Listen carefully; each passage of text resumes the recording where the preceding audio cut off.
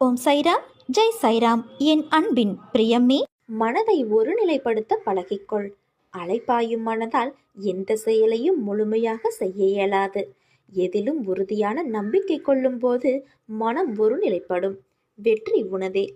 ஒரு கோவிலில் பாபாவை வழிபடுவதற்கும் வீட்டில் வழிபடுவதற்கும் அடிப்படை வேறுபாடு உள்ளது. வீட்டில் வழிபடப்படும் பாபாவின் விக்கிரகத்திற்கு பொதுவாக பிராண பிரதிஷ்டை செய்வதில்லை. அவரது உருவ படங்கள் தான் பொதுவாக வழிபடப்படுகின்றன. வீட்டில் பாபாவை வழிபடும் முறையை எளிதாக வைத்துக் கொள்வது அவசியம்.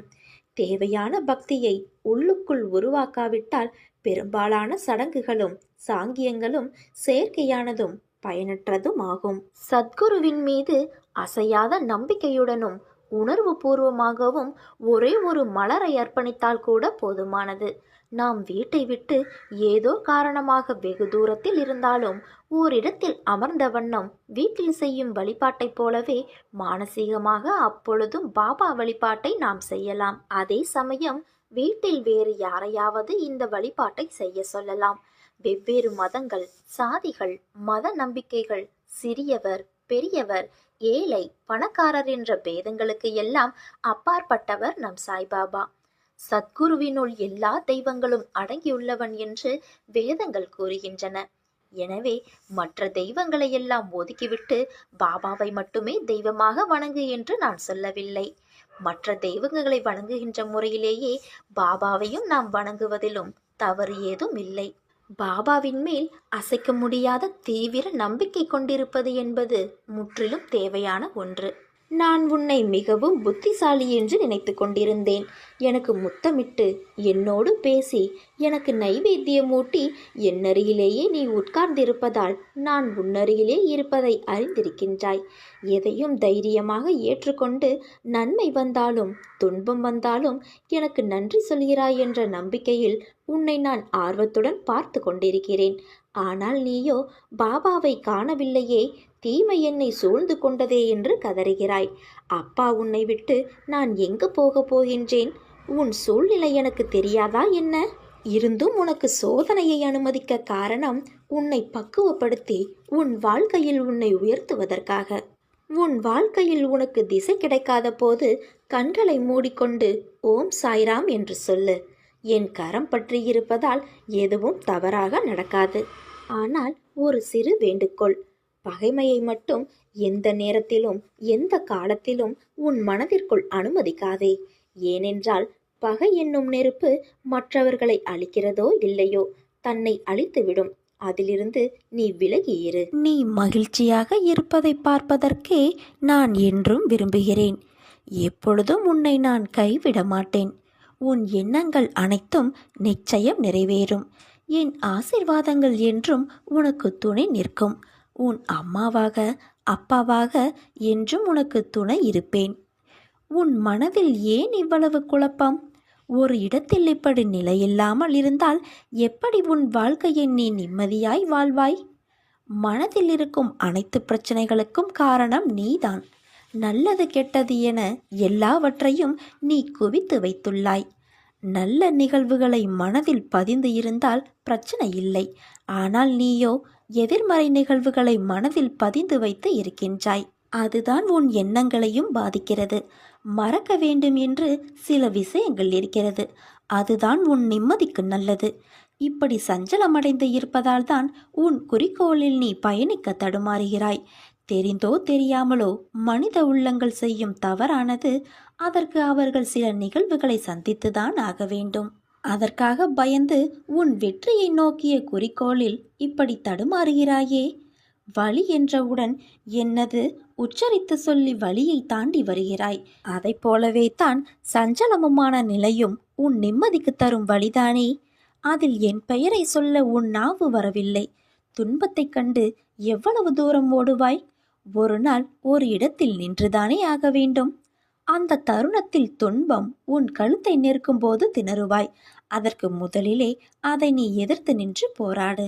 விடாமுயற்சியுடன் கடின உழைப்பில் போராடு. நான் உன் பக்கம் இருப்பேன். என்றும் நீ ஜெயித்து நிறைவாய் வாழ்வாய். உன்னில் மாசு என்ற சொல் வராமல் நான் பார்த்து கொள்வேன். மாயை, விதி போன்ற சூழல்களால் தான் உன் மனம் சில நேரம் ரணத்தை சந்திக்கிறது. விரைவில் அதை சரி செய்வேன். அதுவரை உனக்கு நான் கொடுத்த 2 பொக்கிஷங்களை உன் மனதிலும் புத்தியிலும் வைத்து உனக்கான பாதையில் நீ பயணம் செய். என் துணை உனக்கு எப்போதும் இருக்கும்.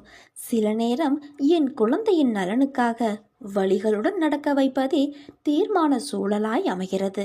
ஆனால் அது நீண்ட நாள் தொடரும் அளவிற்கு நான் உன் சாய்தேவா அதை விட மாட்டேன்.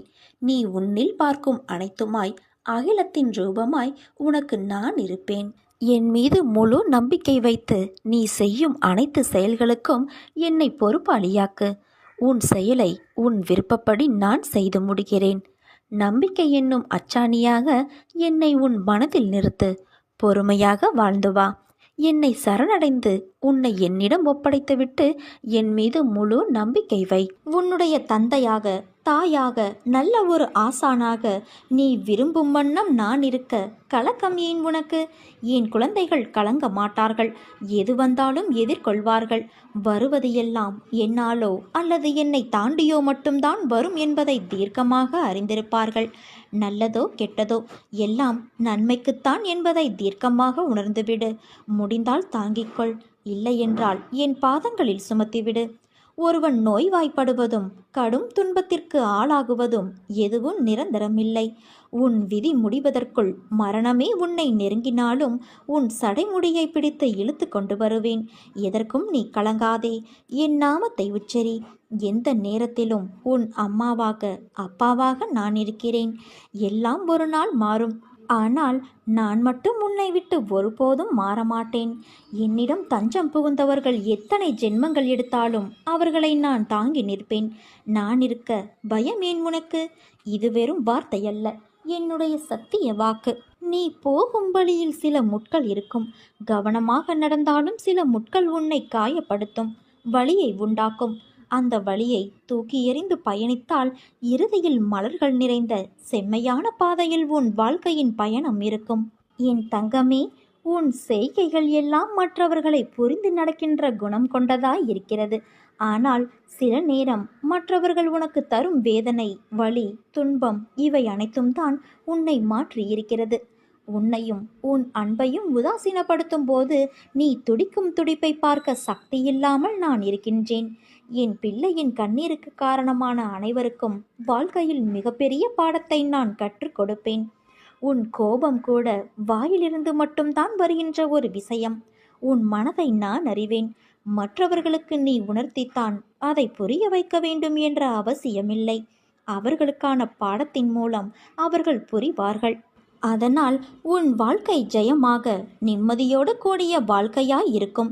சிந்திய நீரை அள்ள முடியாது. அதை போலத்தான் வாழ்க்கையில் நாம் சொன்ன வார்த்தைகளும் நமக்கான நேரமும். உன்னிடம் வார்த்தை விட்டவர்களுக்கு நான் புரிய வைக்கின்றேன். முடிந்த நேரத்திற்கு என்றும் உயிர் கிடையாது. ஆனால் நல்ல விஷயங்களை கற்றுக் கொடுத்த நேரத்தை மட்டும் நீ யோசித்து அதற்கு உன் நிகழ்காலத்தில் உயிர் அர்த்தத்தை கொடு. மற்றவையை தூக்கி எறிந்துவிடு. உனக்கு அம்மாவாக, அப்பாவாக நான் இருக்கிறேன். சில நேரம் நிழல் கண்களுக்கு புலப்படாது. ஆனால் உனக்கு நான் உயிராய் துணை நிற்பேன். என் நெஞ்சம் என்ற கருவில் உன்னை சுமந்து என் அரவணைப்பிலேயே நீ என்றும் வாழ்வாய்.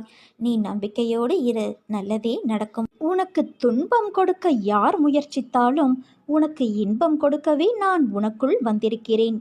உன்னுடைய இன்பத்திற்கு ஒரு நல்ல தொடக்கமாக அமையப் போகிறது. துன்பத்திற்கு ஒரு முற்றுப்புள்ளியை நீ நேற்றே வைத்துவிட்டாய்.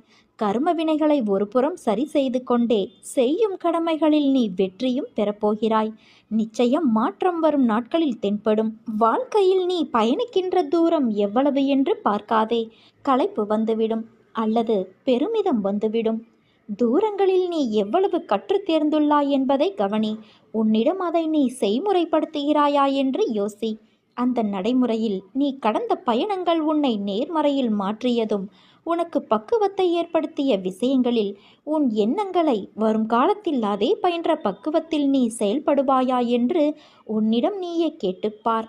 இவற்றில் உனக்கு பதில் கிடைத்தால் நீ நிச்சயம் வெற்றி பயணத்தை நோக்கி நகர்கிறாய் என்று அர்த்தம். உன்னில் நான் இருக்கிறேன் என்பதை திடமாக நம்பு என் குழந்தையே. நிச்சயம் உன்னை நான் உயர்த்தி வாழ வைப்பேன். நீ உன் உள் மனதில் வைத்து கதறுகின்ற விஷயம் எனக்கு தெரியாது என்று எப்படி நினைத்தாய்? நிச்சயம் அதிலிருந்து உனக்கு நான் விடுதலை அளிப்பேன். எல்லோரும் வாழ்க்கையில் முன்னேற்றத்தை எளிதாய் பெறுவது கிடையாது. அதற்கு நிறைய விஷயங்களில் நீ முயற்சிக்க வேண்டும், உழைக்க வேண்டும். உழைப்பும் நேர்மையும் தற்காலிகமாக காயப்படுத்தும். ஆனால் ஒரு நாள் நிச்சயம் நீ கிரீடம் எய்துவாய் குழந்தையே. வாழ்க்கையில் கஷ்டங்களை நினைத்து எவ்வளவு நாள் இப்படியே அவற்றிலேயே தேங்கி நிற்கப் போகிறாய்? அவற்றை விட்டுவிடு. புத்துணர்வோடு வாழ பழகிக்கொள். செய்யும் காரியங்களை பிடித்து மகிழ்வோடு செய். அதற்கான பலன் உன்னை தேடி வரும். உன் கைப்பிடித்து உன் பாதையில் நான் உன்னுடனே இருக்கின்றேன். உன் கண்ணீர் என்பது என் கண்ணீர், உன் வலி என் வலி. நிச்சயம் நான் அதை சரி செய்வேன். நீ ஜெயமாக நிம்மதியோடு வாழப்போகிறாய் குழந்தையே. எதற்கும் மஞ்சாதே. உன்னோடும் உன் குடும்பத்தோடும் நான் இருக்கிறேன். எந்த ஒரு வேண்டுதலையும் நீ வைக்க தேவையில்லை. உன்னை காப்பது என் கடமை. உன் மனதில் ஓடும் எல்லா எண்ணங்களும், ஆசைகளும், கனவுகளையும் நான் அறிவேன். உன் தேவையை நான் நன்கு அறிவேன். எது நன்மையோ அதை மட்டுமே நான் அளிப்பேன். என்னை நேசிக்கும் நீ என்னிடம் எந்த வேண்டுதலையும் வைக்க தேவை இருக்காது. எதற்காக கவலைப்படுகிறாய்? நீ எது செய்தாலும் பேசினாலும் எனக்கு தெரியும். பொறுமையாக இரு. என்னை நினைத்து கொண்டு இருக்கும் வேளையில் முடிந்தவரை உதவி தேவைப்படுபவர்களுக்கு உதவு. நீ என் குழந்தை. எதற்காகவும் கலங்காதே குழந்தையே. உன் வாழ்க்கை நிச்சயம் பொற்காலமாக இருக்கப் போகிறது. நீ நினைத்தது போன்ற வாழ்க்கை உனக்கு கிடைக்கும். ஆனால் வாழ்க்கை கஷ்டங்கள் இல்லாமல் எப்படி இருக்கும்? பகல் இரவு என இருப்பது போல இன்பம் துன்பம் என்ற பக்கங்கள் உண்டு. அதை தாண்டி மனம் தளராது உழைத்து அதற்கான தகுதியை நீ வளர்த்து கொண்டால் நிச்சயம் ஜெயிப்பாய். அதைதான் நான் உனக்கு அறிவுரையாக கூறுகிறேன். நிகழ்கால வாழ்வு என்பது மிகவும் முக்கியம். எதிர்காலம் நல்லதாக அமைய வேண்டும் என்றால் நான் கூறுவதை காதில் வாங்கி கொண்டு உன் புத்தியிலும் மனதிலும் அதை பதித்து அந்த இடத்தில் அமர்த்திவிடு. இது நிச்சயம் நடக்கும். நீ என் அருளும் ஆசிர்வாதமும் அன்பை பெற்ற என் செல்ல குழந்தை. நீ என் முன் வைத்த பிரார்த்தனை நிறைவேறப் போகிறது. நான் இன்று உன் கண்ணில் பட்டால் இதை உடனே பிறருக்கும் அனுப்பிவை. நீ அனுபவிப்பது, உன்னிடம் இருப்பது நான் உனக்கு ஆசிர்வதித்து கொடுத்ததாகும் என்பதை நீ அறிந்தால் உனக்கு எப்பொழுதுமே மங்களம் உண்டாகும். என்னிடம் நீ வெகு நாட்களாக கேட்டுக்கொண்டு இருக்கிறாயல்லவா? அந்த குழந்தை பாக்கியத்தை நான் உனக்கு கூடிய விரைவில் தருகிறேன். என் மீது நம்பிக்கை மட்டும் வை. கூடிய விரைவில் உன் முகத்தில் நான் சந்தோஷத்தை காணப்போகிறேன். உனக்காக நான் இருக்கிறேன். அப்படி இருக்கும்போது ஏன் இத்தனை கலக்கம் உனக்கு? உன் மனதை புரிந்து கொள்ளும் சக்தி படைத்தவன் நான் மட்டுமே. எத்தனை விஷயங்களை அதற்குள் புதைத்து கொண்டு நானும் சந்தோஷமாக இருக்கிறேன் என்று வெளியில் சிரித்த முகத்தோடு காட்சி கொடுக்க எவ்வளவு பிரயத்தனம் செய்கிறாய் என்பதை நான் மட்டுமே அறிவேன். என்னிடம் வந்து உட்கார்.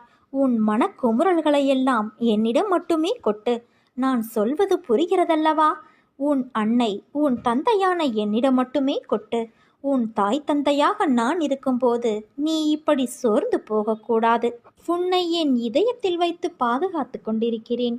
உன் ஒவ்வொரு வார்த்தையின் பொருளையும் என்னால் மட்டுமே புரிந்து கொள்ள முடியும். ஏனென்றால் நான் உன் தாய்.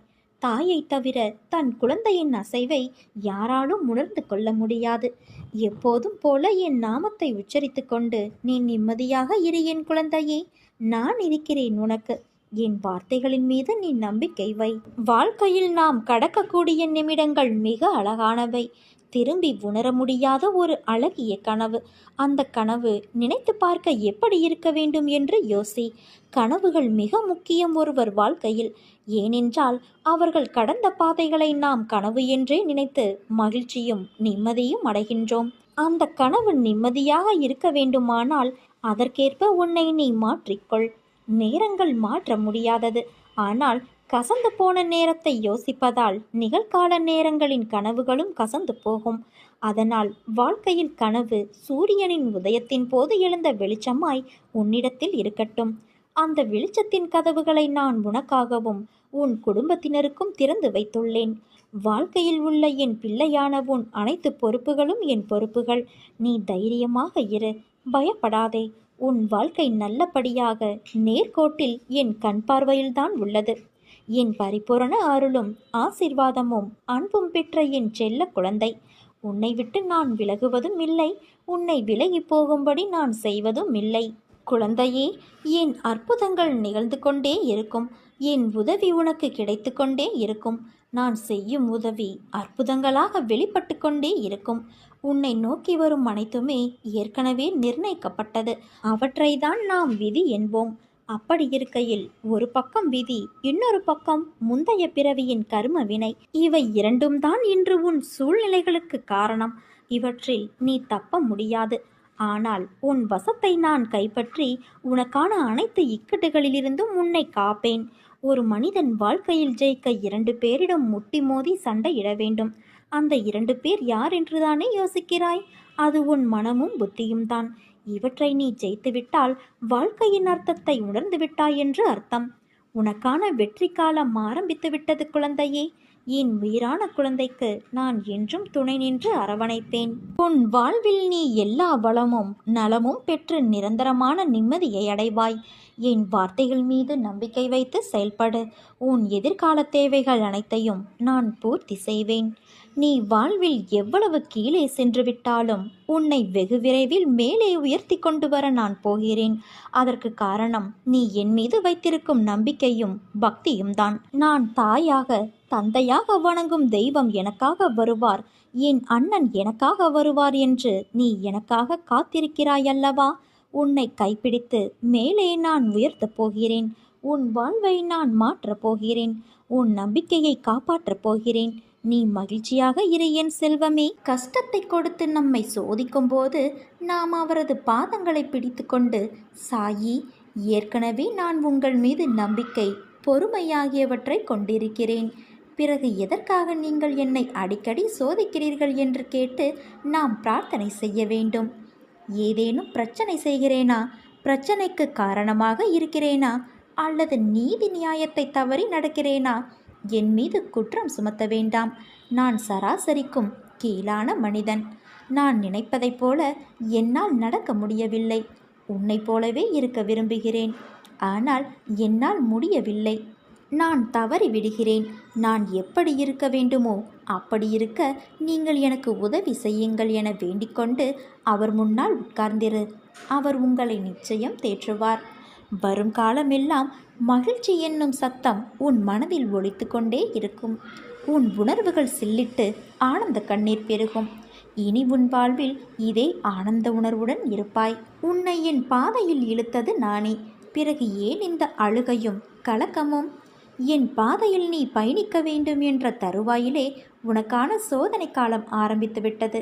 அதில் ஒவ்வொரு கணமும் உன் நம்பிக்கை, பொறுமை, நிதானம், அன்பு, பக்தி இவை அனைத்தையும் சோதிப்பேன். அது உனக்கு கஷ்டத்தை தர அல்ல, வாழ்க்கையின் பக்குவத்தையும் ஆன்மீகத்தின் மகத்துவத்தையும் நீ அறிய வேண்டும் என்பதற்காக. நீ பயணிக்கும் வழியில் என் துணை நிச்சயம் இருக்கும். ஆனால் வழியில் முட்களும் இருக்கும். நீ கவனமாக நடந்தாலும் சில முட்கள் உன்னை காயப்படுத்தும். காயம் வலியை உண்டாக்கும்.